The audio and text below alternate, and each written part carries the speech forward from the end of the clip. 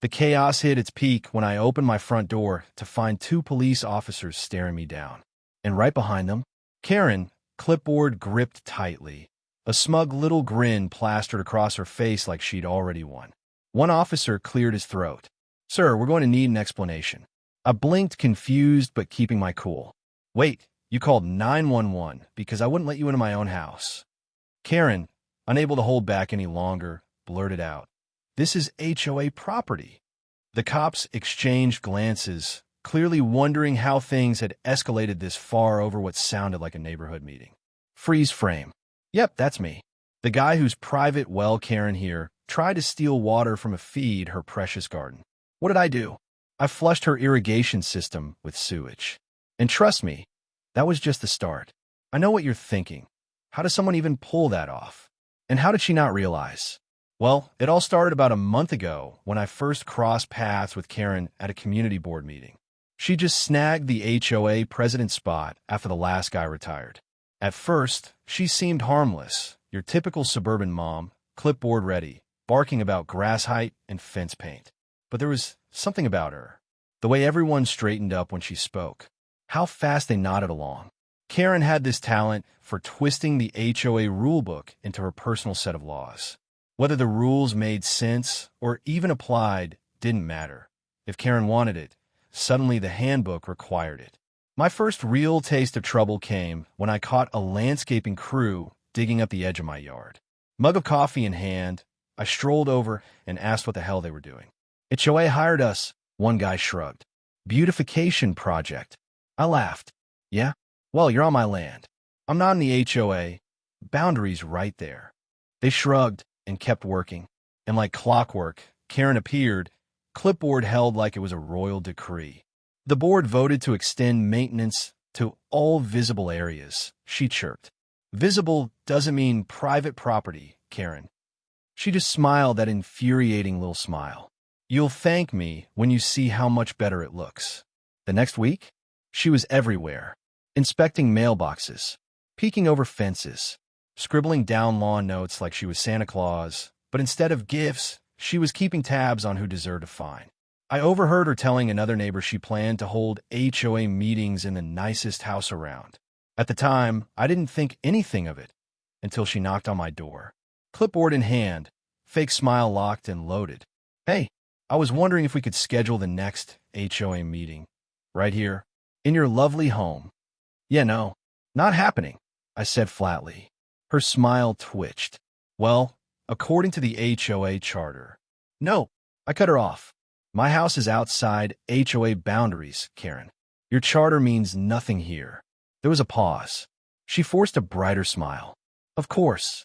Just thought you'd want to show off your beautiful home to the community." Hard pass. I shut the door. And that should have been the end. But Karen? Karen doesn't know how to take no for an answer. A few days later, I found an official-looking notice taped to my door.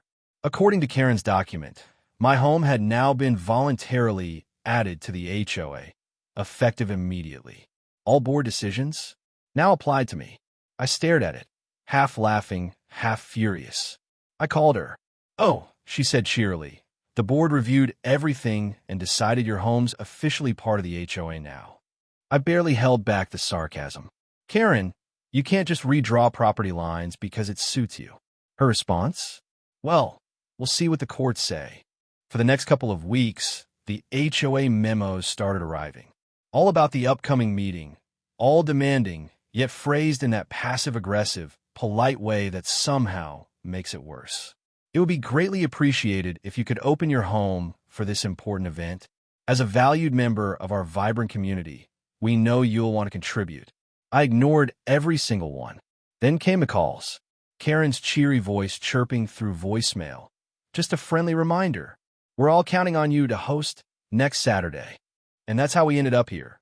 Cops at my door, Karen smirking behind them, and me standing there wondering how in the world we got to this. By the time the weekend rolled around, I had almost forgotten the whole ridiculous saga until I glanced out the window. There she was, Karen, standing proudly on my front lawn, clipboard in hand, surrounded by a small group of neighbors. She was waving her arms, pointing toward my house, clearly playing queen bee addressing her subjects. I stepped outside, raising an eyebrow. Karen, what exactly are you doing? Oh, she gasped, fake surprise dripping from every syllable. We're just setting up for the HOA meeting. No, I said flatly. You're not. I told you. No meeting here. Her pleasant mask cracked. Eyes cold. She sneered. This is HOA property. I couldn't help it. I burst out laughing. Karen, you still don't have jurisdiction here, no matter how many times you wave that clipboard around. She huffed, then spun toward her little crowd. Fine. I'm calling the police. That caught me off guard. Wait, what? You're seriously calling 911 because I won't let you use my house for your meeting? I am, she snapped, already dialing. You're obstructing community business. The cops showed up quicker than I expected. Karen immediately went into full drama mode, spinning a story like she was the victim of some neighborhood injustice. I stood there, absolutely dumbfounded, as she tried to convince the officers that I was denying the community access to, get this, a common area. The officers, to their credit, didn't jump to conclusions. They asked her for documentation, anything proving her claim. Karen scrambled through her papers, but came up with nothing solid. Finally, one officer turned to me.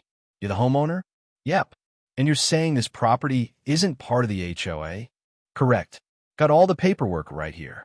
The officer glanced through it, nodded, and then turned back to Karen. Ma'am, you can't force someone to host a meeting in their private home. This is an emergency, and frankly, it's not a police matter. If you've got a dispute, take it to court. Karen sputtered, but this is important HOA business. The second officer shrugged. Not something we enforce, ma'am. Might want to call a lawyer instead. And just like that, they left, leaving Karen fuming on my lawn. She glared at me, venom practically dripping from her eyes. You'll regret this, she snarled before storming off. I couldn't stop myself from grinning. I didn't know what she'd try next, but I had a feeling whatever it was, it'd blow up in her face. The next few days passed quietly, but I knew better than to relax. Sure enough, a few days later, there was a knock on my door. One of the HOA board members stood there awkwardly, shoved an envelope into my hand, and scurried off like he'd just delivered a ransom note. Inside was another official notice, complete with a fancy-looking, but obviously fake, seal that had Karen's fingerprints all over it. According to this latest masterpiece, the HOA had officially voted my house into their jurisdiction, citing vague, made-up clauses and referencing a majority board decision. I stared at the letter, a slow smirk spreading across my face. She really thinks she can just write new rules and make them stick. I muttered. Legally, it was worthless. I could have ignored it. But ignoring Karen never worked. She'd just keep pushing until she forced a reaction. And so, I decided it was time to push back. That night, I called up an attorney friend of mine, a no-nonsense guy who lives for petty HOA drama. When I told him the story, he burst out laughing. Oh man, he said, I love HOA bullies. They're all bark until someone calls them out. Send me that letter. I'll draft a response that'll knock the smug right off her face. While my lawyer went to work, I decided to dig a little deeper. I didn't just want to stop Karen. I wanted to understand exactly how she operated. Didn't take long to uncover a pattern. She pulled this same stunt on multiple neighbors. Claimed their properties were unofficially part of the HOA because they used community amenities. One poor guy got threatened over painting his house the wrong shade of blue. Another got a fine for unauthorized landscaping. Same story every time. No real proof, just Karen banking on intimidation and endless follow-up letters until people gave in. Some neighbors caved just to get her off their backs. Others, like me, refused to budge. The more I heard, the clearer it became. Karen had been overstepping for years. Even some of the board members were fed up. Quiet conversations revealed she'd bullied the last HOA president into early retirement. Residents spoke in hushed tones, too scared to call her out, but you could tell the cracks were forming. Karen's little empire? It was starting to crumble. The board members were growing restless. You could see it in the way they fidgeted, avoiding Karen's gaze. They didn't come right out and say it, but the tension in the room made it clear they were tired of her heavy-handed tactics. Karen had ruled by being the loudest voice in every room, but that grip? It was slipping. And then, like clockwork, my attorney buddy called. He'd finished drafting the letter. Sharp, professional, and absolutely devastating. Send this to the board, he chuckled. Karen won't know what hit her. The letter was brutal, laid out every legal reason why Karen's little power trip held zero weight. It cited local property laws, HOA bylaws, zoning regulations, the works. It ended with a polite but crystal clear warning. Any more attempts to claim my property would trigger legal action. I could practically hear my friend grinning as he said, "Oh, she's going to hate this." But I didn't send it right away.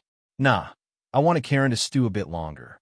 In the meantime, I started digging deeper, determined to expose every skeleton in her perfectly landscaped closet. Turns out, Karen's overreach was way worse than I thought. Neighbors started opening up. One after another, they shared stories, old letters stuffed with empty legal threats, bogus fines for things like the wrong shade of paint or planting flowers without approval. One guy even had audio of Karen tearing into him at a board meeting, practically snarling, "I run this community. You'll do as I say." The more I uncovered, the more obvious it became. Karen's whole power trip was built on bluffing. She was counting on people being too scared or too polite to call her out. Well, that was about to change. When I finally sent the letter, I made sure it didn't just go to Karen. I copied the entire board. I wanted everyone to see in black and white that Karen's fantasy of owning my property rights was just that, a fantasy. The response? Instant. Karen called me within hours, her voice trembling with rage. "You can't just..." I cut her off. "No, Karen, you're done. I've spoken to my lawyer. I know exactly where the law stands. Your little power trip? Over. You have no idea what you're doing," she hissed. "Oh, I know exactly what I'm doing. I'm standing up to a bully." She hung up on me, but for the first time in weeks, I felt nothing but relief. She had no more leverage, no fake rules, no imaginary authority. Just an empty clipboard and a reputation crumbling fast. Over the next few days, I started noticing a shift around the neighborhood. Neighbors who once averted their eyes when Karen walked by, now they smiled and nodded at me. A few even stopped to thank me for standing up to her. One quiet guy, the kind who usually kept to himself, showed up with a stack of old HOA documents. "You'll want these," he said. "Karen's been twisting the rules for years. Maybe now you can finally set things right." As I flipped through the pile, I couldn't believe my luck. Every shady move Karen had pulled was documented. Fines levied without approval. Rules rewritten without a vote. Petty vendettas against anyone who dared push back. It was all there, chapter and verse. Armed with this new evidence, I was ready. When the next board meeting rolled around, I walked in prepared for battle. The place was packed. Residents, board members, all gathered in a semicircle around Karen, who looked as smug as ever. Her clipboard sat on the table like a judge's gavel. The moment she spotted me, she shot me a look sharp enough to cut glass. I ignored it, greeted a few folks, got some nods, a few tight smiles. The air was thick with tension.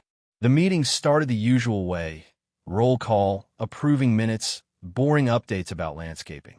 Karen led like she was born to it, smooth and smug, tossing glances my way like she was already tasting victory. And then it was time. Karen straightened, her smile growing as she announced, "As many of you know, the board recently voted to expand our jurisdiction to ensure a more cohesive, well-maintained community." She scanned the room, pausing for applause that never came. Unfortunately, one resident has been resistant, but the board's decision is final. We expect full compliance. Her eyes locked on mine. A silent dare. I took it. "Karen," I said calmly, "there's just one problem with all that. Your decision isn't legal. And I've got the proof right here." A ripple of whispers shot through the room.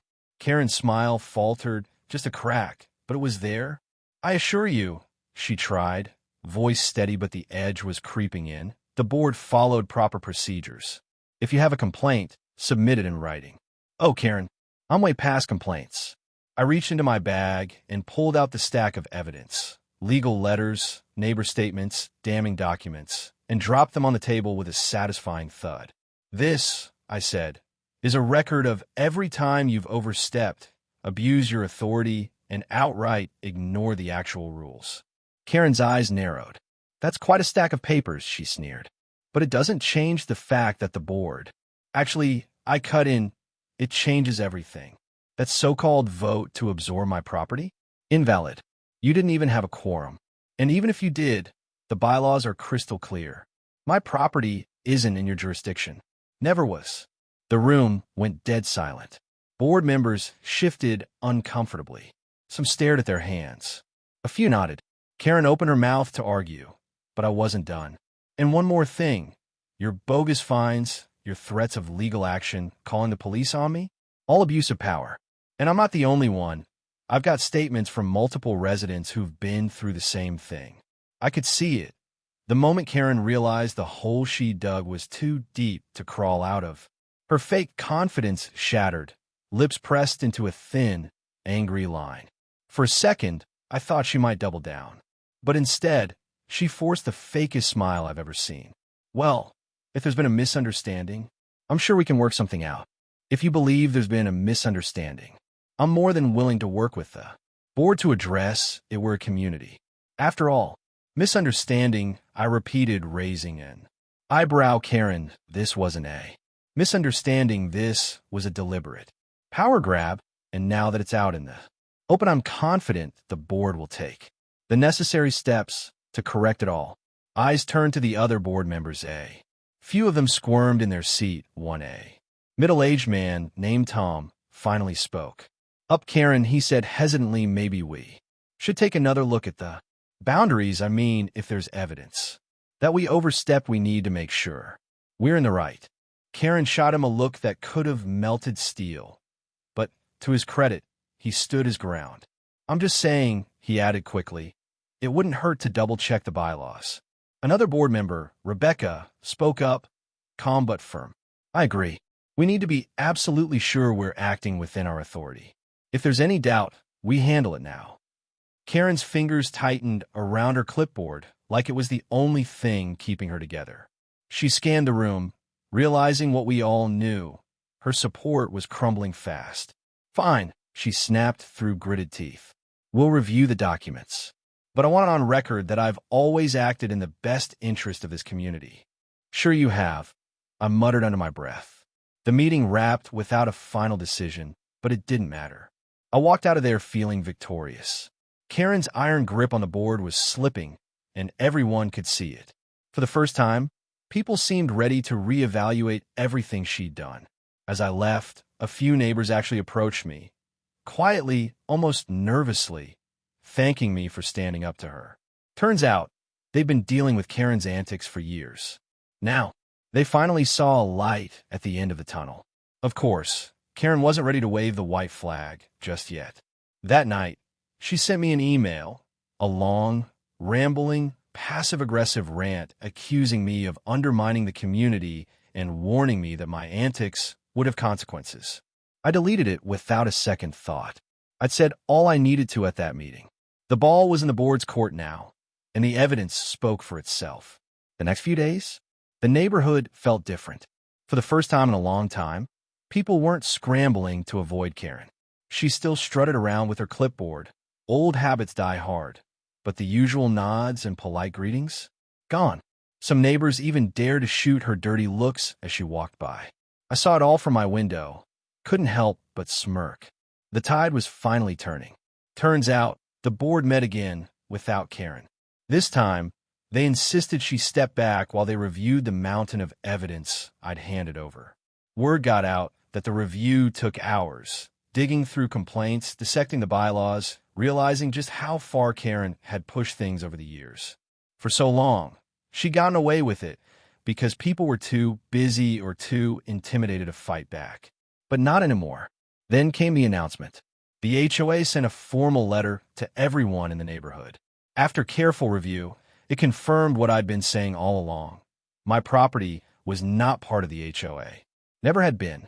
The letter went further, admitting that several board decisions had been made without proper authority and that corrective action would be taken. Translation? Karen's reign was officially over. I pinned that letter to my fridge and smiled every time I walked by it. Karen's reaction? Predictable. She fired off a flood of emails trying to spin the board's decision, claiming it was just a clerical error and not proof of any wrongdoing. But no one was buying it. The neighborhood grapevine exploded. Suddenly, everyone had a story. Fines for leaving trash cans out an hour early, threats over holiday decorations, bogus landscaping charges. Karen's dirty laundry was out in the open, and her reputation was in tatters. The final blow came quietly but decisively. The board announced that Karen would be stepping down as president. They dressed it up with polite words, calling it a mutual decision to rebuild trust, but everyone knew the truth.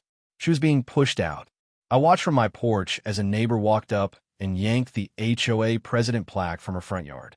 It was a small moment, but it felt like a victory lap. Without the title, Karen lost her power. She tried to keep up appearances, sent out a few desperate emails, hosted some unofficial community chats, but it was over. Most people ignored her. Only a handful of die-hard loyalists stuck around, but they were the exception, not the rule. The rest of us? We moved on, grateful, finally, for the peace and quiet. One night, a neighbor I barely knew stopped by. "Hey," he said awkwardly, "I just wanted to thank you. Honestly, I was ready to sell my house because of her. Now, I think I'll stay." It hit me then. I didn't set out to be some local hero. I just wanted to protect my home. But if standing up to Karen helped everyone else too, well, that was a win I could live with. As weeks turned into months, Karen faded into the background. Still here, technically, but she was no longer the queen bee. Every now and then, I'd see her walking her dog. No clipboard, no power, just another face in the neighborhood. She'd glare at me, sure, but she never said a word. She didn't need to. We both knew exactly how this story ended. For the first time in years, the neighborhood felt like a community again. People waved when they passed by. Kids rode bikes in the park without getting scolded. Holiday decorations went up without anyone getting fined. And the new HOA president? Rebecca, the same woman who dared to speak up. She reached out personally, apologized for the previous mess, and promised things would be fair and transparent moving forward. I believed her. It wasn't perfect. No neighborhood ever is. But it was peaceful, finally peaceful. I sat on my porch one evening, drink in hand, watching the sun dip low while the sound of kids' laughter echoed down the street. Karen had tried to turn my home into her personal meeting hall. She tried to make me a pawn in her little power trip. She underestimated me. She underestimated us. And in the end, the clipboard was just that, a clipboard. Without trust, without the community, it meant nothing. I leaned back, took a sip, and smiled.